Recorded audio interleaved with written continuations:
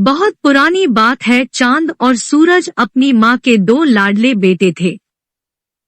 चांद छोटा था और सूरज बड़ा, लेकिन दोनों के स्वभाव में जमीन आसमान का अंतर था। चांद एकदम ठंडे मिजाज का था, उसे कभी गुस्सा नहीं आता था। उसकी वाणी इतनी मीठी थी कि मानो शहद ही घोल रखा हो। वह अपनी माँ की जी जान से सेवा करता था। दूसरा भाई सूरज एकदम तुनक मिजाज था। वह छोटी छोटी सी बात पर हिंसक हो जाता। उसकी आदत ही क्रोध वाली थी। माँ उसे कई बार समझाती, पर वह अक्कड़ कहाँ मानने वाला था। चांद बड़े भाई को बहुत प्यार करता था, पर सूरज उससे भी हमेशा खफा रहता। चांद उसे हमेशा कहता, भैया, गुस्सा करना अच्छे लोगों का काम नहीं है। लेकिन सूरज पर कब असर पड़ने वाला था, वह चांद की इन बेकार की बातों पर इतना खफा होता कि कई बार चांद के मनाने पर वह उसकी पिटाई भी कर देता था।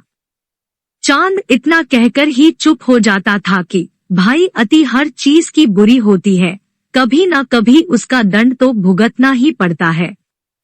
एक बार की बात है, शरद पूर्णिमा का दिन था। शीतल शीतल सा मौसम था। इस शीतल से मौसम में भी न जाने क्या हुआ कि चांद सूरज की माँ की पीठ में जोर की खुजली उठी।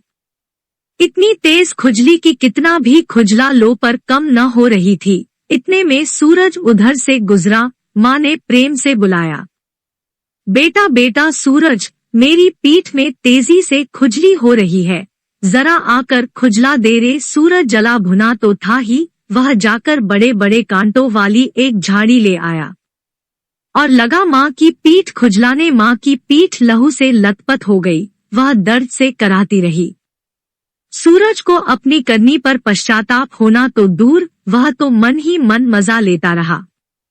सूरज के इस तरह के व्यवहार से बहुत दुखी हुई। दुखियारी माँ ने उसे रोते रोते कहा, सूरज, तूने मेरे साथ अच्छा नहीं किया। जा, अपनी इस करतूत के कारण तू सदैव जलता बलता ही रहेगा।